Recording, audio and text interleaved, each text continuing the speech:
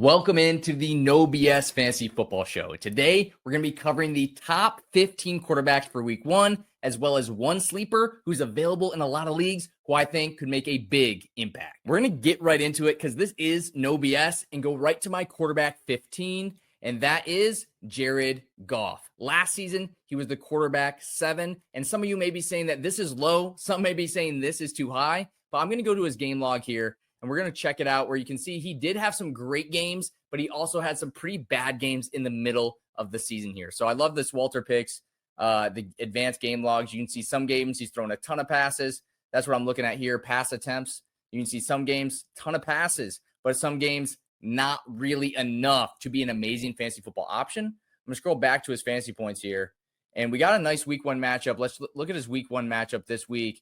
I believe it is against, yes, it's against the Packers. They just got Micah Parsons as well. So it just got a little bit harder for this Detroit team. But I think they're still going to be passing the entire game. And what it's really going to come down to for Goff is it a Gibbs passing touchdown or Gibbs rushing touchdown? Is it a Montgomery passing touchdown or Montgomery rushing touchdown? Because I think there will be enough touchdowns for Goff to be a good fantasy football option. But with the rushing attack and the addition of Micah Parsons for the Packers, I'm not trusting Goff any higher than 15 on my number 14 is Justin Herbert. I don't love his matchup against the Chiefs week one, but I do like the receiving weapons he has. I love that he got Keenan Allen back. That's going to be a huge addition to this team. I like that he has Ladd McConkey now on the outside. I like that he said he's going to run a little bit more. Let's again go to the game log here, and we'll check out his rushing attempts last season. I'm just going to scroll over.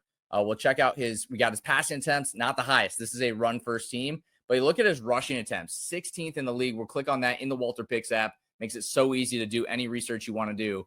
And we got Jalen Hurts, number 10 rushes a game. And then we scroll down here and we see that, where is he?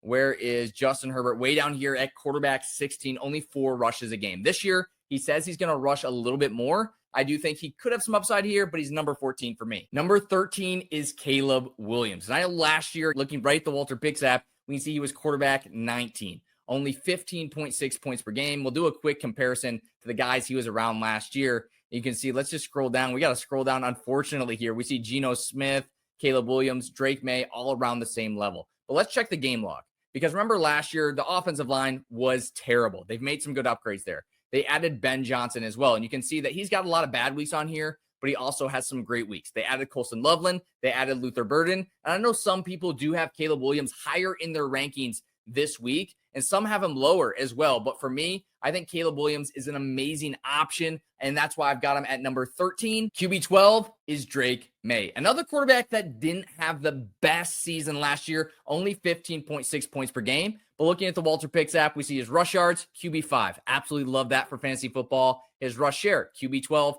That's great as well. And we look at his game log, we'll see that really started to kind of pick up a little bit as he went on through the season. It never got to amazing levels.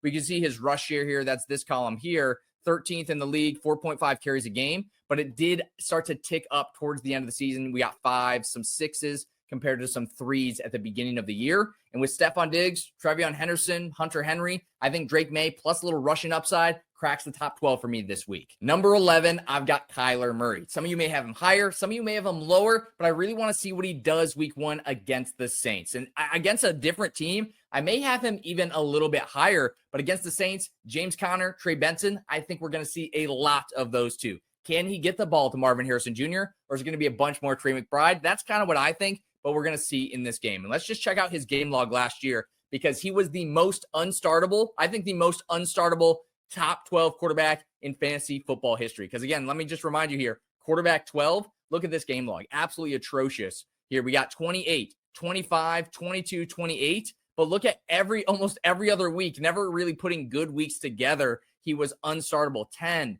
12, 4, 11, really up and down. And I think week one against the Saints, we may see some good points for the team, but we may also see a lot of rushing opportunity for James Conner and Trey Benson. So I've still got him at 11, but it could be a little bit higher and it could be a little bit lower. So Kyler Murray, I think a little bit of a risky play in week one. Number 10 is Dak Prescott. Actually, one of my favorite quarterbacks of the year, and he definitely could be higher than 10, but I'm going to see how he does week one against a tough Eagles team. I love that he has CeeDee Lamb. Love that he has George Pickens. Love how much this team is going to need to pass, especially since they no longer have Micah Parsons. But I think the Eagles will be a really tough week 1 matchup. I think we're going to see a ton of Saquon Barkley, a ton of Jalen Hurts rushing the football as well, which will slow down the game quite a bit. So it's really going to come down to, does Dak run as much as he says he may want to? Can he get those touchdown passes instead of some rushing touchdowns from other players? So that's the one thing I'm concerned about, but I do have a lot of upside here at this quarterback 10 spot that he could be even better. Quarterback 9, Brock Purdy. And I actually think he has a lot of upside at this spot as well, because you see last year he was quarterback 9, but that was without Christian McCaffrey, who's back, healthy, ready to go, and he's a cheat code for fantasy football quarterbacks. Ricky Pearsall has been looking amazing in preseason, one of my starts of the year, one of my draft picks of the year. George Kittle is there. So I do like what the 49ers will be doing. They're facing against the Seahawks, who do have a good defense. We'll just check that out real quick, see his projection on the WalterPicks app. We got him at 19.2 points per game. We actually have him as quarterback 6 in the WalterPicks app, but I do see a little bit of danger if we get those Christian McCaffrey rushing touchdowns. So that's the one thing I'm concerned about with Brock Purdy. Why I personally have him at 9 is that while I do think he's going to be amazing, the 49ers are going to score a lot of points. It's going to come down to, is it a rushing touchdown or a passing touchdown? And if it's a passing touchdown, I really do think he could be up to quarterback 6. But if they're rushing touchdowns, that's why I have him back at quarterback 9. Number 8, I've got Pat Mahomes. I might have him higher if Rashee Rice was playing this game, but with Travis Kelce healthy, ready to go, Xavier Worthy healthy, ready to go, Kareem Hunt, Brashard Smith as some pass catching running backs, I can see a lot more passing this year, especially with Isaiah Pacheco coming back off that tough injury. So Mahomes, for me, this is kind of right where you drafted him, and I think this is right what we're going to get this season as well. Number 7, I've got Baker Mayfield. You can see in the WalterPicks app, which you guys can get in the description with code NoBS, hit the subscribe while you're there as well, was last year's quarterback 5. Absolutely amazing. The one reason I don't have him even higher, even though he's facing a Falcons team that's going to be a high-scoring game, is that he is facing some injuries. Cade Otton facing injury. Chris Godwin is out. Jalen McMillan is out. So his wide receiver options are a little bit less, but of course he still has Mike Evans. And he has Emeka Egbuka, almost a must start this week. Emeka Egbuka, I think we got him top 20 in the WalterPicks app this week. So he's going to be absolutely amazing. And I think when we look at the game log, you'll see, man, he crushed it last season. He only had a few bad games, and most of the year, he was absolutely dominant. And I think, again, week 1 against the Falcons, it's the perfect matchup for him to go into and score you a ton of fantasy points. Quarterback 6 is Bo Nix. I absolutely love him this year. I know some people are a little bit lower on him, but that rushing upside is huge. Let's go right into his game log. That's just where I want to go. We don't even have to get there first. Look at that rush share, 20% rush share. Quarterback 10 last year, and check this game log out because it's going to be even better than it looks there at the summary tab. That's why you got to get into the detailed game logs here. That's why I do all my research in the WalterPicks app, is look at how he started the season. Not so good.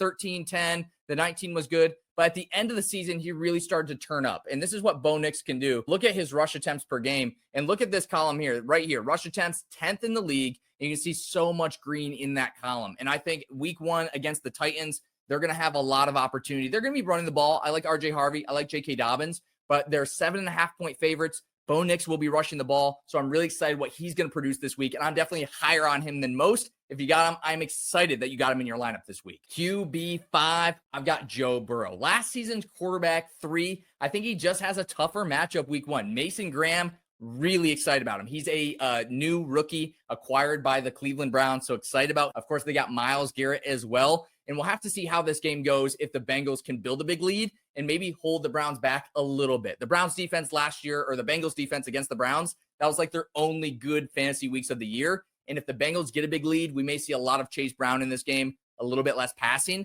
And just like I said with some of the previous quarterbacks in this video, if it's a rushing touchdown from Chase Brown and he scores 2 or 3, Chase Brown could go absolutely nuclear week 1, by the way, then Joe Burrow will be a little bit lower on this list. So I got him at 5.